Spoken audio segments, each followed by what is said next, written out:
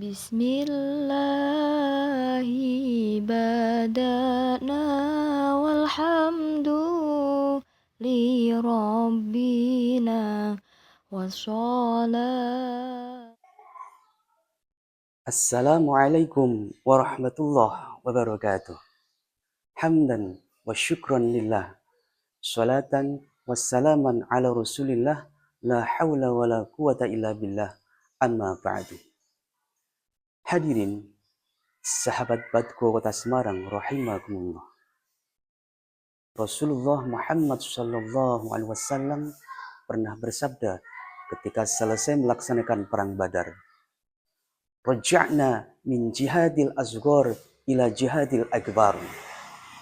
Ketika menyampaikan itu di depan para sahabat kaget dan bertanya, "Ya Rasul, bukankah tadi kita telah melaksanakan perang yang begitu dahsyat, yang begitu akbar? Apakah kita akan melaksanakan perang lebih dahsyat dibandingkan perang ini, ya Rasul?" Rasulullah dengan tersenyum menyampaikan, "Wahai para sahabatku, tadi memang kita telah melaksanakan perang yang begitu dahsyat, yang begitu hebat. Namun hanya butuh momen satu waktu saja. Tapi nanti selepas ini kita akan melaksanakan perang yang begitu luar biasa. Perang yang setiap hari akan melawan diri kita. Apakah itu ya Rasul?" Rasulullah menjawab, perang yang nanti akan kita laksanakan adalah perang melawan hawa nafsu.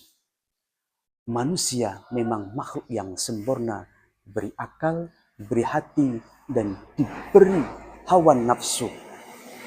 Tugas manusia adalah mengendalikan hawa nafsu, melawan nafsu. Ini adalah perang yang lebih besar dibandingkan perang Badar. Dan pada hakikatnya perang ini adalah perang dilaksanakan setiap waktu. Bukankah setiap saat, setiap waktu pasti kita ada dua pilihan, antara positif dengan negatif. Itu pada hakikatnya adalah perang untuk mengendalikan hawa nafsu. Ramadan ini adalah momen yang sangat tepat untuk kita belajar di momen ini untuk mengendalikan hawa nafsu. Ramadan ini adalah kawasan candra di muka. Bagaimana cara kita belajar mengendalikan hawa nafsu untuk melawan nafsu, dan nantinya kita akan jadi pemenang di akhir Ramadan ini. Semoga kita akan bisa mendapatkan apa yang kita inginkan. Ramadan adalah momen kita belajar di mana nafsu kita kendalikan lewat kita puasa. Yang halal ketika ada waktu diharamkan. Apa itu? Makan. Itu adalah selalu contoh kita mengendalikan nafsu. Dan nantinya selesai Ramadan, kita akan diuji yang sesungguhnya. Apakah kita nanti bisa mengendalikan nafsu kita? Ataukah mungkin kita malah kebablasan menuruti hawa nafsu? Ibadah dibagi menjadi dua, ada ibadah mahdhah dan ghairu mahdhah. Itu semuanya dilatih di bulan Ramadan. Yang wajib sholat, zakat, dan lain-lain kita laksanakan begitu mudah. Sosial, ibadah sosial seperti bersedekah, infak, dan lain-lain begitu mudah dilaksanakan di bulan Ramadan. Kenapa begitu mudah? Karena semua elemen mendukung untuk melaksanakan kegiatan ibadah Ramadan ini. Dan nanti selesai Ramadan, apakah semua bisa mendukung seperti ini? Tidak. Kita nanti akan perang sendiri, mengendalikan diri sendiri untuk melawan, mengekang, mengendalikan hawa nafsu. Contoh yang sering dirasakan Rasulullah Muhammad SAW. Selesai melaksanakan sholat Aid, Rasulullah Muhammad SAW berjalan-jalan di kampung. Begitu bahagianya Rasul melihat umatnya bahagia melaksanakan, merayakan Hari Raya Idul Fitri. Namun suatu ketika Rasulullah Muhammad SAW itu keluar kampung, melihat ada anak kecil, laki-laki yang terseduh menangis. Rasulullah kaget dan mendekati, "Wahai anak kecil, kenapa engkau menangis?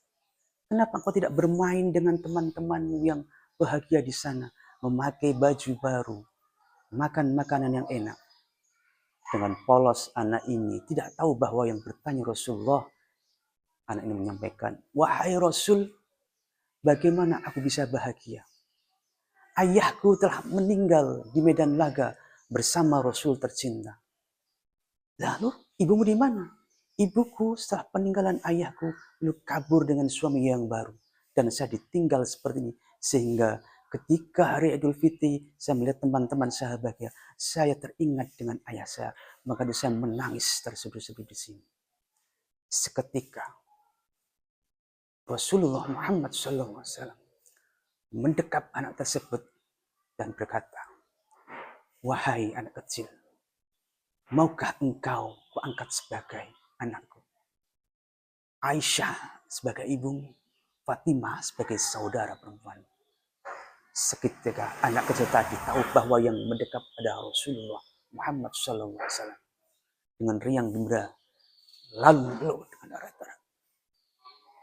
"Wahai Rasul, kenapa saya tidak mau kalau menjadi ayahku adalah Rasulullah tercinta, idolaku?" Sekitar Rasulullah membawa anak tersebut dan diberikan baju yang baru, makanan-makanan yang enak. Jangan sampai saat kita merayakan hari Idul Fitri, kita malah terbuai, terlena dengan hal-hal yang remeh-temeh, sehingga melupakan hak-hak kita, ibadah sosial kita.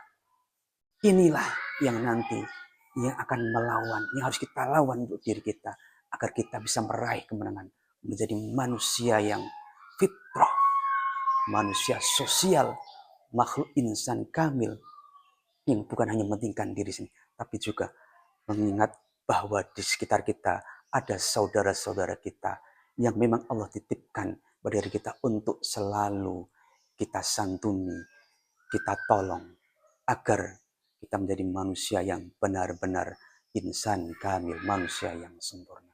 Jangan sampai kita menjadi yang egois, manusia yang egois, ibadah sendiri, apa-apa untuk sendiri. Namun kita lupa bahwa di sekitar kita ada saudara-saudara kita yang memang harus kita tolong.